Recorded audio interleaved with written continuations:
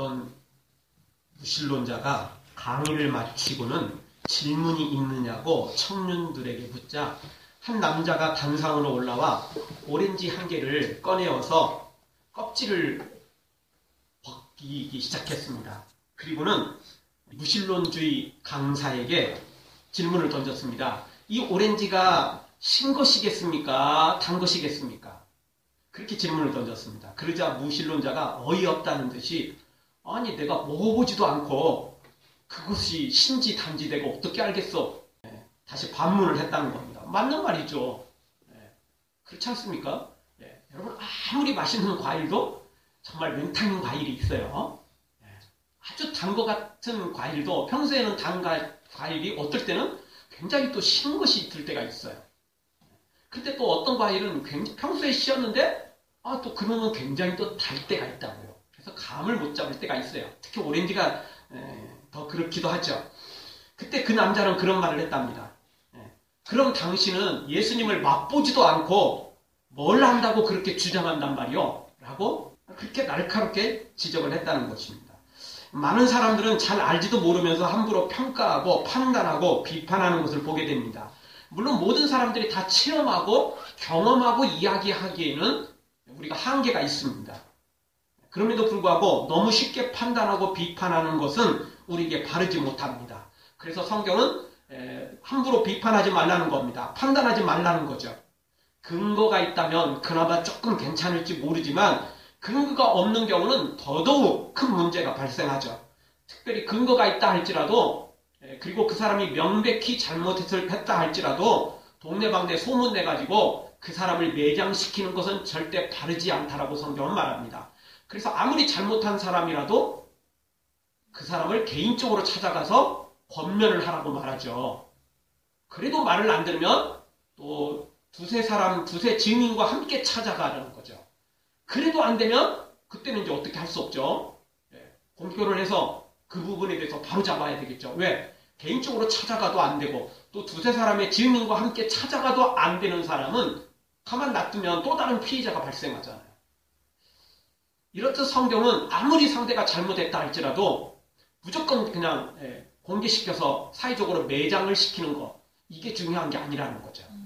아마 그래서 세상에서도 죄는 미워해도 사람은 미워하지 말라는 말이 그런 데서 나오는 것 같습니다. 이게 다 성경에 근거한 것들이겠죠. 몇 주 전에도 제가 말씀드렸지만 사람들은 전생에 대해서 경험하지도 않았지만 또 증명할 수도 없지만 너무나 쉽게 전생에 대한 것들을 수용해버립니다. 그래서 조금 무슨 일이 발생하면 자신한테 안 좋은 일이 생기면 내가 전생에 무슨 죄를 졌길래 뭐 이런 너무나 쉽게 이런 이야기를 하게 되고 또 그런 말을 하는 사람들에 대해서 네가 전생 한번 네가 경험해봤어? 너 증명해낼 수 있어? 이렇게 말하는 사람 별로 없어요. 그냥 그러려니 해요. 그러면 여러분 전생을 믿는다면 우리의 내생도 믿어야 되는 거 아니에요? 지금 현생 말고도 또 다가올 미래, 내생도 믿어야 되는 거 아닙니까? 그런데 사람들은 전생은 쉽게 받아들이면서 내생은 별로 생각을 안 해요. 뭐 죽음 이후에 뭔가 있을 것이다라는 막연한 생각들은 해내지만 구체적으로 생각을 별로 안 하죠. 그리고 성경은 그 구체적인 이야기를 천국과 지옥이라고 분명히 가르쳐주지만 그런 것들은 전혀 거들떠보지도 않습니다. 그냥 전생 이야기는 쉽게 받아들이면서 그것도 미신과 가까운 그런 전생 이야기거든요. 그런데 그런 건 너무 쉽게 받아들이면서도 정작 세계적인 종교이며 그런 경전을 가진 이 성경에 나와 있는 천국과 지옥에 관한 것들은 무시해버립니다. 그러니까 별로 근거도 없는 그런 미신과 같이 떠돌아다니는 이야기는 쉽게 수용하면서도 성경에 나와 있는 것들은 자기가 교회를 다니지 않는다는 거죠. 자기는 기독교인이 아닌다는 거죠. 그래서 성경은 무시해버린다는 겁니다. 이런 걸 보면 사람들은요, 자기가 믿고 싶은 것만 믿고 자기가 좋아하는 것만 수용합니다. 그래서 사람들은 상대방이 옳은 이야기만 계속하고 자기가 좋아하지 않는 이야기를 하면은 사람들은 뭐라고 말하죠?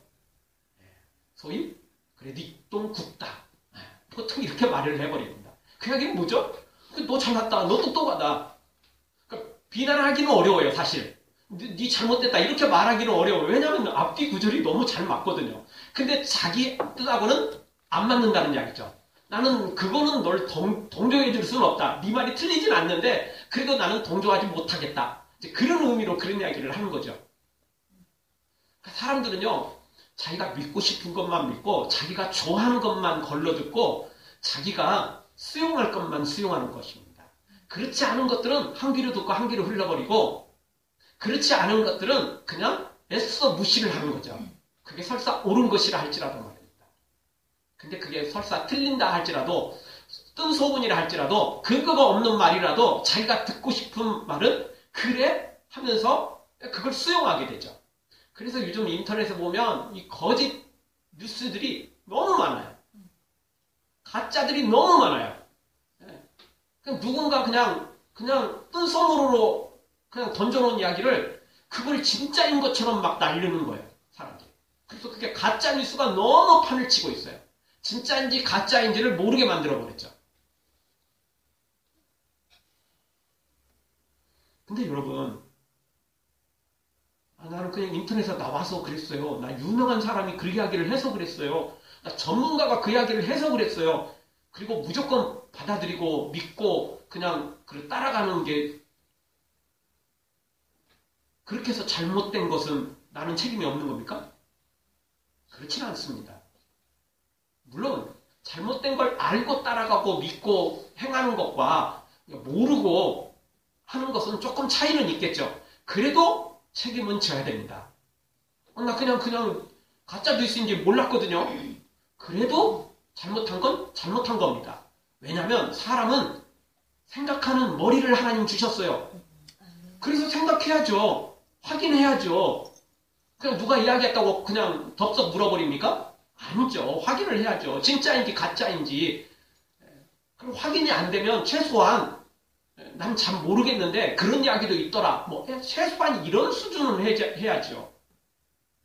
근데 그 말도 조심을 해야 됩니다. 아니면 말고 이런 식으로 하면 안 되잖아요. 그러면 우리는 쉽게 돌 던질지 모르지만 그 돌에 맞은 개구리는 중상을 입고 죽을 수도 있거든요.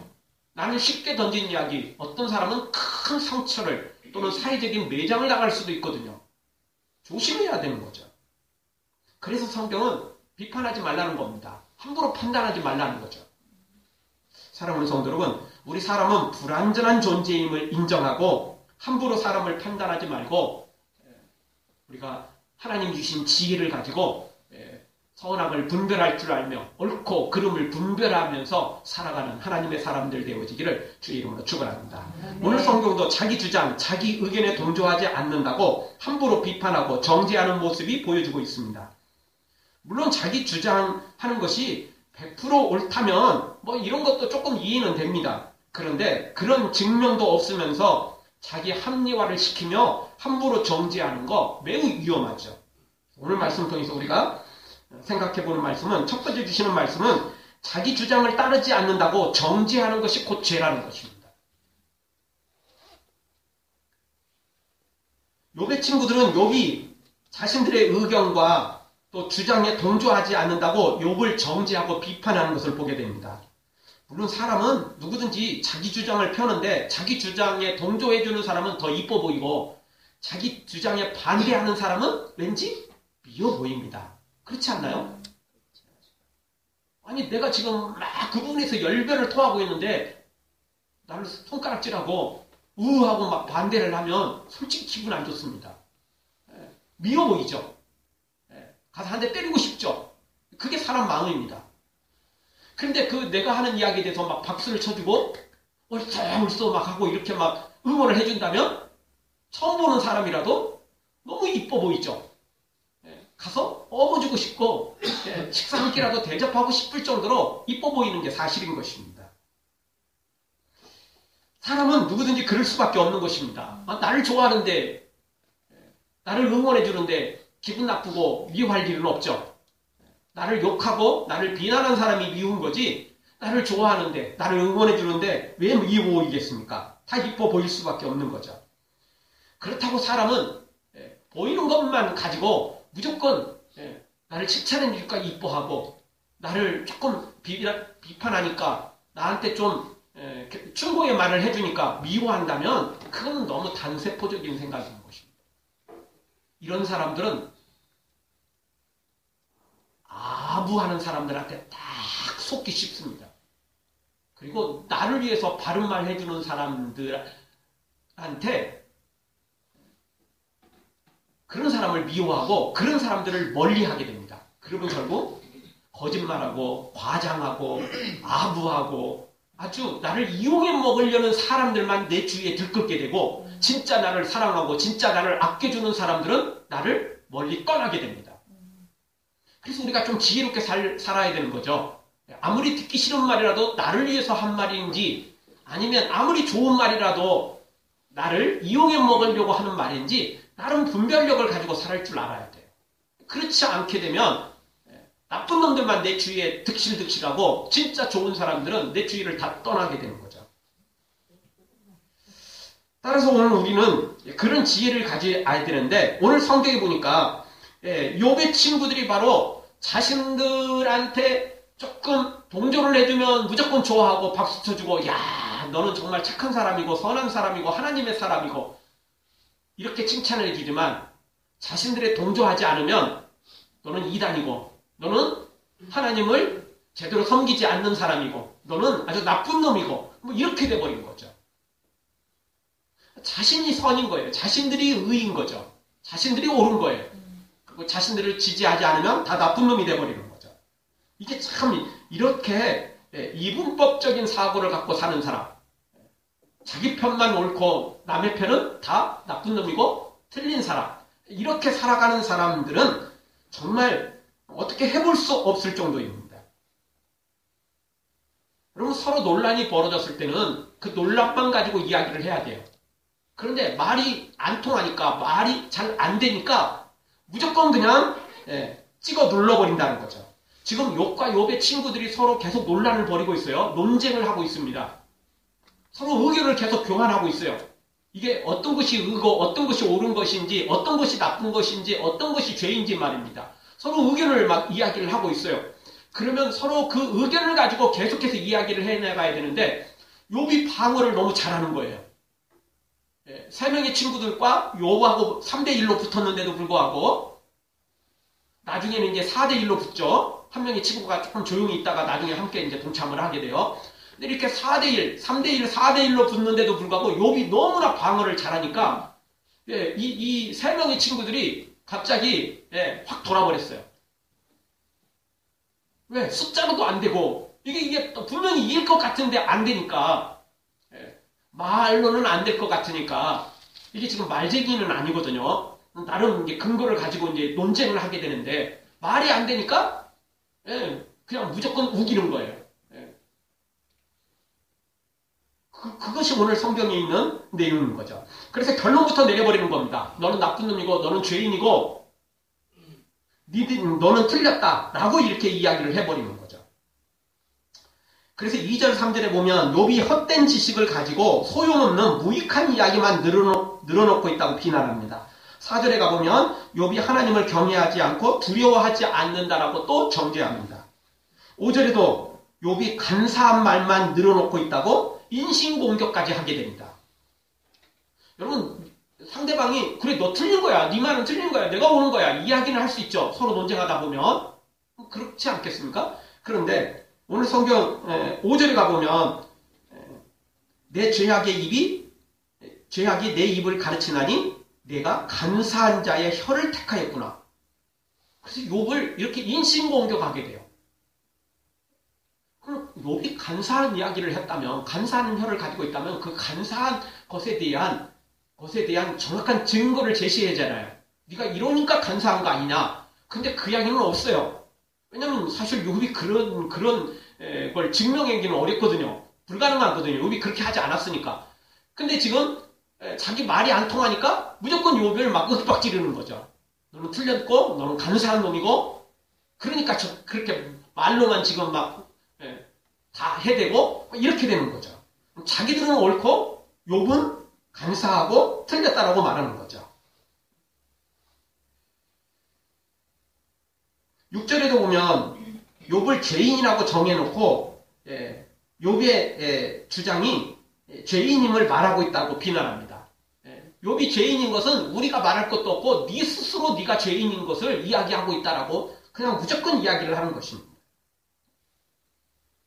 한마디로 똥 묻은 개가 겨 묻은 개 멸하한다고 지금 욥의 친구들이 욥을 이렇게 이야기하고 있는 것입니다. 욥이 잘못한 게 있다면 그런 바른 주장을 펴면 되거든요. 욥 네가 이런 잘못을 했고 이렇게 네 말이 맞지 않는다라고 말하면 되거든요. 근데 그렇게 안 되니까 나름 그렇게 이야기를 했는데 욥이 분명한 근거를 가지고 그 반론을 제기하니까 이제 자기들이 욥을 정죄하기가 쉽지 않으니까 그냥 무조건 그냥 윽박 지르고 무작정 정죄를 하고 무작정 그냥 죄인이라고 판단해버리는 것입니다. 너무 나쁜 놈이라는 거죠. 나쁜 놈이라는 거죠.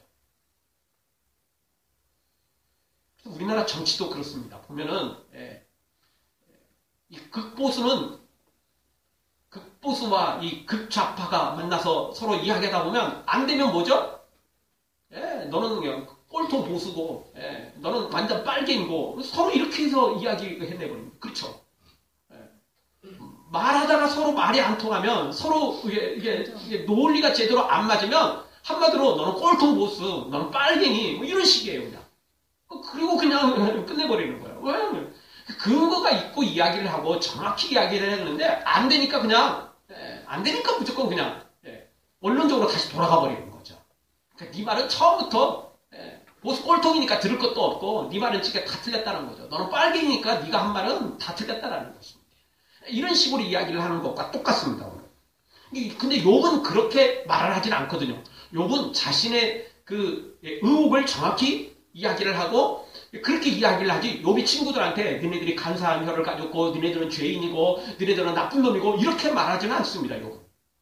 욥은 정확히 자신에 대한 의혹을 해결하고 그리고 자신에 대한 주장을 정확히 펴줘. 이렇게 나가죠. 그런데 욥의 친구들은 그렇지 않은 거죠. 여러분 세상에서 이렇게 근거 없이 함부로 비난하면 명예훼손으로 걸립니다. 이거 요즘 가볍지 않습니다. 요즘 명예훼손이 절대 가볍지 않습니다. 이제는 상당히 큽니다. 엊그제도 인터넷 보니까 뭐 이런 명예훼손으로 걸렸는데 뭐 옛날 같으면 조용히 넘어갈 것인데 징역 7년이 나왔어요. 저같이. 상당히 크게 나왔습니다. 요즘에는 그렇게 함부로 해서는 안 됩니다. 어떤 사람이 정말 그 수천억을 사회에 환원을 시키고 상당히 좋은 일을 했는데 그걸 비난을 했어요. 계속. 이 사람 예전에도 한번 해서 조금 걸린 적이 있고 뭐 이 정도 되면 넘어갈 수도 있는데 지금은 그렇지 않아요. 지금은 한 사람을 그렇게 사회적으로 매장시키려고 한다면 그것에 대한 그 징벌이 상당히 크죠. 물론 성경도 마찬가지입니다. 성경은 지금 이런 명예훼손은 지금 이렇게 대두되고 있지만 성경은 옛날부터 사람을 말로 죽이는 것, 소문으로 그렇게 매장시키는 것이 그게 절대 가벼운 죄가 아니라고 성경은 말하죠. 그런데 오늘 성경의 욥의 친구들은 바로 욥을 향해서 이렇게 이야기했던 것입니다. 사랑하는 성도 여러분, 우리가 서로 논쟁을 할 수는 있습니다. 서로 옳고 그름을 이야기할 수 있습니다. 그런데 무작정 안 되면 그냥 윽박 지르고 무작정 막 상대방을 인신공격하고 무작정 상대방을 막 죄인이라고 규정하고 이렇게 하는 것은 바르지 않을 뿐만 아니라 나쁜 것입니다. 그건 죄입니다. 자기 주장을 따르지 않는다고 뭐 이뻐하지 않는 건 그거는 뭐 당연한 일입니다. 그렇지 않습니까? 내 주장 따르지 않는데 어떻게 이뻐 보이겠어요? 그러나 그를 정죄하는 것이라면 그것은 또 다른 죄인 것입니다. 내가 죄 짓는 거라는 거 기억해야 됩니다. 따라서 오늘 우리가 아무리 정말 인간적으로 좀 미워 보여도 내 주장을 안 따라주고 나를 응원해주지 않아서 좀 미워 보여도 근거 없이 무작정 그냥 미워하고 근거 없이 그냥 욕하고 소문내고 근거 없이 정죄하는 것은 하나님 앞에 또 사람 앞에 죄임을 기억하고 우리는 함부로 정죄하지 말고 함부로 비판하지 말고 정말 그 진리 가운데 성과 악을 분별해 가면서 내가 잘못했으면 나를 빨리 고치고 상대방이 잘못한 것이 있다면 그 잘못한 것에 대해서 분명히 지적을 하고 그것을 주장할지언정 함부로 비판, 정죄하지 말고 하나님 앞에 지혜롭게 살아가는 우리 모두가 되어지기를 주의 이름으로 축원합니다. 두 번째 주시는 말씀은 연륜과 경험, 다수가 반드시 진리는 아니라는 것입니다. 연륜이 있다고, 경험이 있다고, 다수가 있다고 이것들이 반드시 진리라고 말할 수는 없다는 것입니다. 연륜이 있고 경험이 있고 또 다수가 지지한다는 이야기는 참 좋은 일입니다. 그렇지 않습니까? 그렇지만 그게 반드시 옳은 일이고 그것이 반드시 진리라고 말할 수는 없는 것입니다. 자, 오늘 성경 1절에 보니까 대만 사람 엘리바스라는 사람이 나오거든요. 욥의 친구들은 우리나라 친구로 생각하시면 안 됩니다. 여러분 우리나라 친구들은 다 나이가 같잖아요. 나이가 틀려도 기껏 한 살, 두 살까지도 안 가죠. 한 살 정도 뭐 이런 차이죠. 근데 그거는 우리나라 친구고 보통 친구라고 말할 때는 나이가 같으니까 친구가 아니고 자기하고 가까이 지내는 사람을 친구라고 말하는 겁니다. 그래서 엘리바스는요 욥의 친구들 중에 가장 연장자였습니다. 나이가 제일 많았죠. 제일 많았습니다. 그래서 지금 엘리바스가 지금 나이 이야기를 하는 거예요. 우리나라도 장유유서 이게 참 이게 우리나라 사람들 제일 먼저 만나면 묻는 이야기 너 몇 살이야 이거죠. 절대 여러분 안 넘어가잖아요. 여러분 좀 가까이 지나는데 나이 안 물어보는 사람 있어요? 다 물어요. 저도 그렇고 여러분도 그렇고 다 물어요. 근데 이제 나이 중요하죠. 근데 나이를 알면 서로 이제 왜냐면 나보다 적으면 조금 그래도 가볍게 대할 수 있고 나보다 좀 연장자면 조금 좀 대우를 좀 해줘야 되잖아요. 그런 면에서는 좋아요. 그런 면에서는 좋아요. 근데 나이 꼭 따져가지고 나보다 좀 나이가 적다 싶으면 누르고 나보다 좀 나이 많다 싶으면 어떻게든 또 피해가려고 하거나 또는 아부를 하려고 뭐 이런 식으로 하는 것은 바르지 않는 거죠. 장유유서라는 건 좋은 전통이고 좋은 것이긴 하지만 나이 많은 사람이 스스로 자기 나이를 자랑하고 스스로 나이 많으니까 너 대접해 이렇게 말하는 것은 바르지 않는 거죠. 그렇죠? 나이 적은 사람이 많은 사람을 대우해주고 배려해주고 인정해주는 것은 당연히 좋은 거지만 나이 많은 게 무슨 유세라고 큰 소리 치는 것은 바르지 않은 거죠. 그거는 다른 사람들이 배려해주고 그걸 인정해주는 것이지 자기 스스로 그걸 막 주장하고 자기 스스로 그것을 받아먹으려고 하는 것은 바르지 않는 거죠. 그런데 여기 엘리바스도 똑같습니다. 처음에는 그런 대로 잘 나가다가 이 엘리바스가 말이 이제 그 말로 욥을 못 이기니까 쉽게 이길 수 있는 방법이 뭐죠? 나이 조그마한 게 나이도 적은 놈이 나보다 어린 놈이 감히 나한테 이렇게 되는 거예요. 이제 말이 잘 안 되니까 이제는 힘으로 권력으로 나이로 이렇게 밀어붙이려고 하는 거죠. 자, 그러면서 7절에 보니까 엘리바스가 욥이 제일 처음 세상에 태어났는지를 물으며 압박합니다. 야, 네가 제일 먼저 태어난 것도 아니잖아. 너 나보다 나이 어리잖아. 이렇게 말하죠. 그런데 참 이 말을 하는 엘리바스조차도 처음 난 사람이 아니거든요. 자기도 누군가로부터 태어났고 자기도 욥보다 좀 많을 뿐이지 다른 사람에 비하면 자기도 여전히 어린 사람에 불과하다고요. 그런데 욥에게 말하는 거죠. 처음부터 막 길을 죽이려고 네가 세상에 제일 처음 먼저 태어난 사람이냐. 그렇지 않으면 말하지 마. 그렇지 않으면 입 꽉 다물어. 이렇게 말하는 거죠.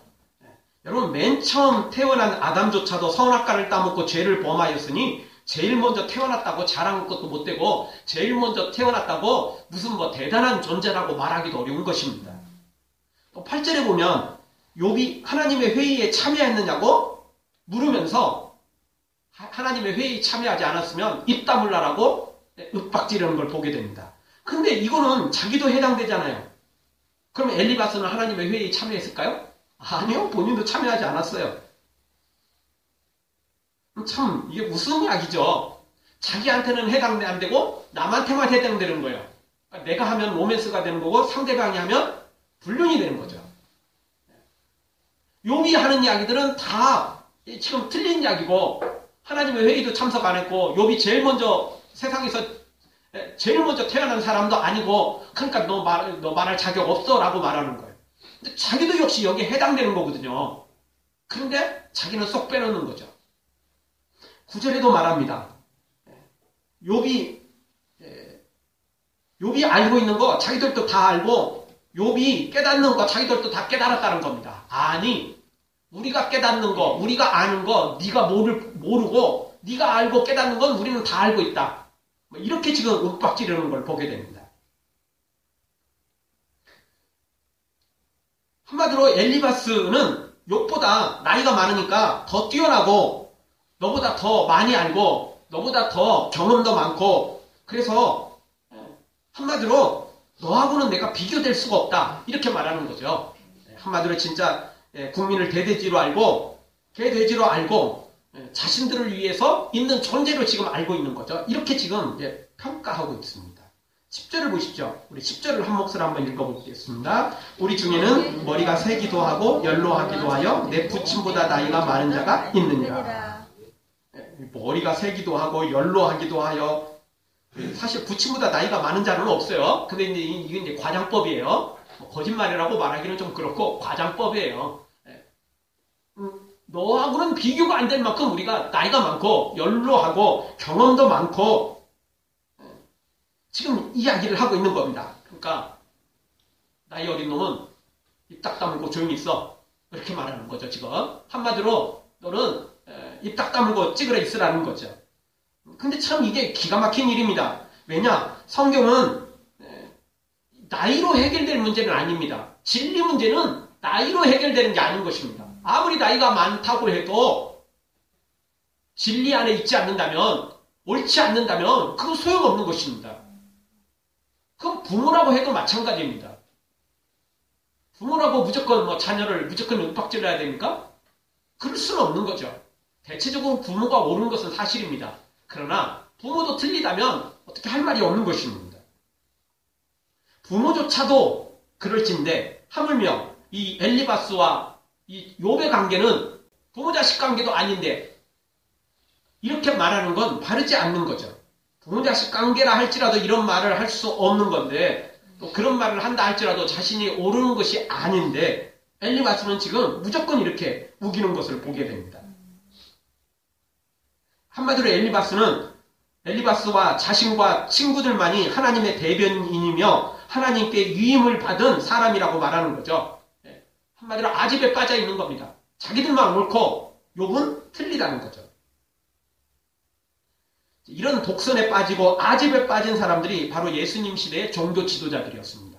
그래서 예수님께서 성전에서 말씀을 가르치니까 누가 너한테 성전에서 이런 가르치는 권세를 누가 주었느냐?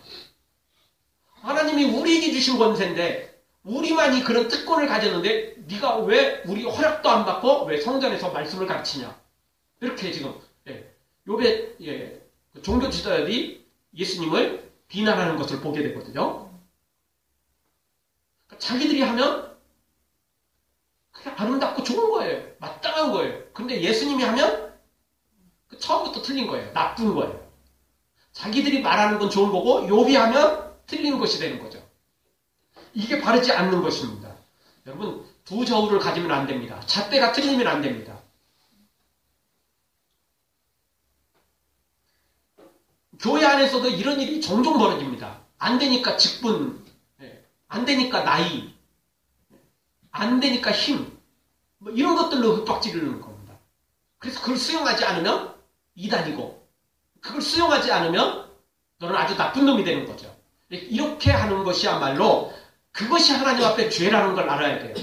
그래서 나는 나이로, 힘으로, 어떤 직분으로, 어떤 세상의 어떤 권력으로 사람들을 윽박지르고 실제 그렇게 내친다 할지라도 하나님 앞에서는 절대 그렇게 피해갈 수 없어요. 하나님은 그것을 죄로 규정하기 때문에 그렇습니다. 연륜이 있고 경험이 있고 다수까지 된다면 좋겠죠. 그러나 그것이 반드시 진리이고 옳은 것은 아니라는 것입니다. 사람은 누구나 불완전한 존재입니다. 다수가 모인다고 반드시 옳은 것이 아닙니다. 따라서 오늘 우리는 다수를 따라갈 게 아닙니다. 연장자만 따라갈 게 아닙니다. 경험자만 따라갈 게 아닙니다. 옳고 그른 것을 분별해서 옳은 것을 따라가야 됩니다. 네, 진리를 따라가야 됩니다. 그냥 사람들이 많다고 다수라고 지지한다고 인기 따라가면 반드시 문제가 발생하는 것입니다. 오늘 욥과 욥의 친구 관계도 똑같죠. 다수 따라가니까, 연로한 자 따라가니까, 경험자 따라가니까 문제가 발생했던 것입니다. 안 되니까 이렇게 윽박지르는 거거든요.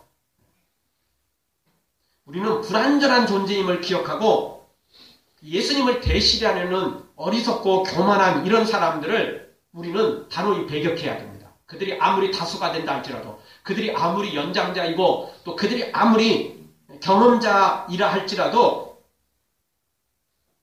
그렇게 주장하는 것은 우리는 배격해야 됩니다. 그리고 단 한 사람이라 할지라도, 그리고 아무리 나이가 어린 꼬마라 할지라도 그가 옳은 것이 있다면 그것을 따라가야 되고 그것을 지지해야 되는 거죠. 그렇지 않으면 자꾸 우리는 사람 눈치 보게 되고, 그렇지 않으면 자꾸 권력자의 눈치를 보게 되고, 그렇지 않으면 힘 있는 자의 눈치를 보게 되는 거죠. 그러면 결국 우리의 삶은 망가질 수밖에 없는 것입니다. 욥의 친구들이 바로 이런 오류에 빠진 것입니다. 근데 우리도 그걸 너무 잘해요. 너무 잘해요. 그게 옳은 것인지 알면서도 이 말하면 나에게 손해될 것 같고, 이 말하면 힘있고 뭔가 가진 사람한테 눈치 보일 것 같고, 그러면 또 말을 못하게 되고, 옳은 것인지 알면서도 그 옳은 일을 이야기를 하지 못하고, 그런 줄을 알면서도 그 이야기에 대해서 이야기를 하지 못하는 우리의 모습이 될 수 있다는 것입니다. 물론 무조건 막 큰 소리 뻥뻥 치고 뭐 이 일 저 일 다 참견하는 게 옳은 건 아니죠. 그럼에도 불구하고 악한 것은 죄와 더럽고 추악한 것은 우리가 단호히 거부해야 됩니다. 그리고 아무리 사람들이 동조하지 않아도 인기가 없어도 또 손해볼 것 같아도 그게 옳은 일이라면 우리는 마땅히 그 일을 수용해야 되고 또 그 길을 걸어가야만 되는 것입니다.